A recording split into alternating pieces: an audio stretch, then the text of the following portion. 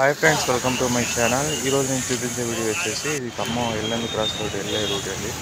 ఇక్కడ హర్యానా వాళ్ళు అంటండి. ఇది మొత్తం అంతా ఫ్రూట్స్, దగ్గర బ్యాగ్స్, టవల్స్ మొత్తం అన్నీ ఇక్కడ అమ్ముతున్నారండి. వీడియో నచ్చినట్లయితే లైక్ చేయండి, షేర్ చేయండి, సబ్స్క్రైబ్ చేయండి.